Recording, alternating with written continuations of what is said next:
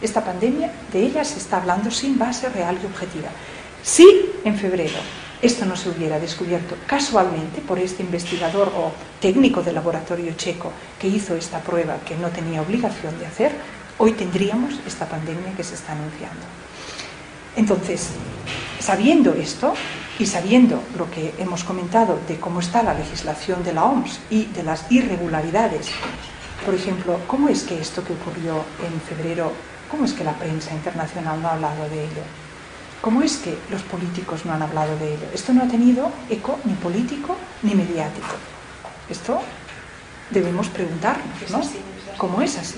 Entonces, teniendo en cuenta esto y teniendo en cuenta que la pandemia hubiera existido si esto no se hubiera casualmente descubierto, creo que es muy importante afirmar que el peligro real de que estas vacunas que van a llegar ahora dentro de nada estén contaminadas, puedan estar contaminadas. ¿Qué pasa en caso que ahora empiece a morir más gente? O que, bueno, esto que se ha anunciado, no que va a venir una segunda ola, va a haber una mutación. Esto también es importante, muy importante saber que hace 70 años que el virus de la gripe A no muta. Entonces, ¿cómo es que se está anunciando una mutación? Pero pongamos el caso que ahora empiece a morir mucha gente a causa de la gripe, con síntomas compatibles de gripe, entonces aún será más importante resistir esta vacunación, y esto por dos motivos. Primero, porque si este virus empieza a dar una mortalidad aumentada, es que no es el mismo. Es decir, habrá mutado, aunque esto sea pues algo que no concuerda con los datos que tenemos hasta ahora. Si ha mutado, la vacuna ya no sirve. O segunda, que es otro virus, o otros virus, con lo cual la vacuna tampoco sirve, e incluso podría ser la misma vacuna el vector de transmisión de estos nuevos virus, por lo que ocurrió con la casa Baxter en febrero. Y se oye desde hace mucho tiempo que hay un exceso de población. Bueno, pues si esto fuera así, incluso si nos pusiéramos en este tipo de hipótesis, yo creo que el miedo está injustificado por esta trayectoria histórica. Es tomar conciencia que esto ha pasado antes en la historia, ha habido personas que irresponsablemente han generado guerras mundiales y que, bueno, pues ellos sí, estas personas las podían prever con acciones políticas y no lo han hecho. Estamos en el siglo XXI, el género humano es el mismo, con su extrema bondad, y nunca estas conspiraciones van a poder vencer lo que diríamos pues es esta bondad humana y esta imposibilidad de controlar el mundo. Pero que haya gente que lo pruebe, pues yo creo que en la historia lo ha habido siempre, y no me extraña pensar la posibilidad pues de que esto tenga algo que ver con este tipo de acción.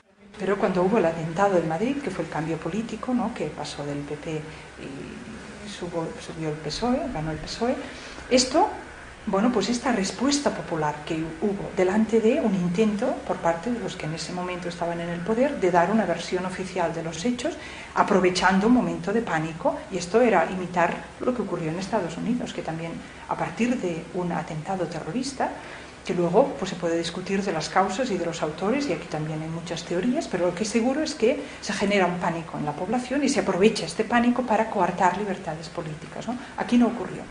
Y esto está destacado, como digo, por todos los grupos internacionales, diciendo como si fuera un ejemplo el Estado español con lo que ocurrió, una convocatoria espontánea de gente con suficiente fuerza de salir a la calle, que esto es mucho hoy en día, de parar pues lo que fue un manipular esta situación a favor, pues ya estaban a punto de que sea un estado de excepción o lo que fuere para justificar pues este recorte de libertades políticas. Entonces, bueno, lo hemos hecho una vez, pues a ver si nos animamos a hacerlo también esta vez.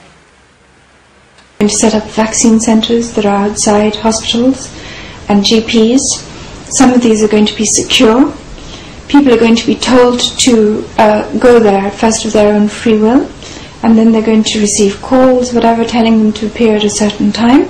Then those people who do not come are going to eventually be collected and forced to go there. Do the resources exist to actually do that? Because you're talking about transporting and enforcing and rounding up and making contact with hundreds of thousands of people. Well, absolutely. If so many people refuse, it will be impossible.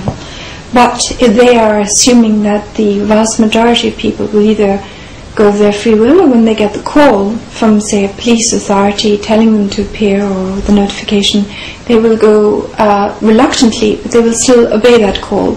And the number of people who will actually refuse to go and stay at home when they're informed it's a criminal offence not to go will be very small, and it will be a criminal offence not to go.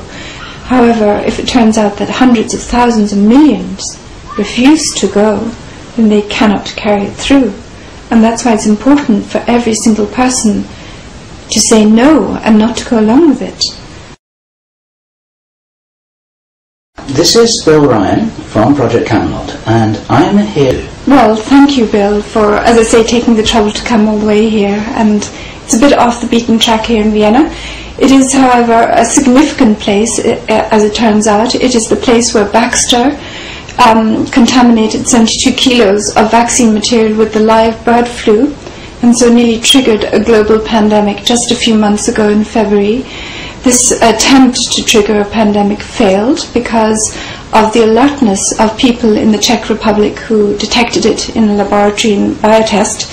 However, it has now turned out that Baxter still has at least a large amount of that 72 kilos of bird flu, and we're coming to a point where we have only perhaps a few weeks until the government here in Austria and other governments around the world intend to start injecting people with so-called swine flu vaccine material, which we have every reason to fear is going to be a big hazard to our health, and has been designed to be a hazard to our health, even if it isn't contaminated with the live bird flu virus, as it might well be.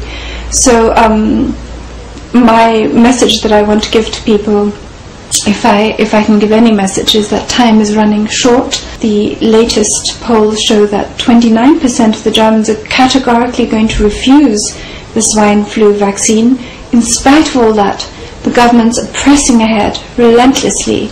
Who is pushing with tremendous determination this unwanted, unnecessary and dangerous program on us, and it's coming in just a few weeks. And that is the reason why it's so coordinated and synchronized, because there is a single body behind it, and this is the World Health Organization, the UN, and the people who back that, the banking cartel and family dynasty, the Rockefellers and the Rothschilds. It is continuing to press ahead with its program of mass vaccination with these Baxter vaccines.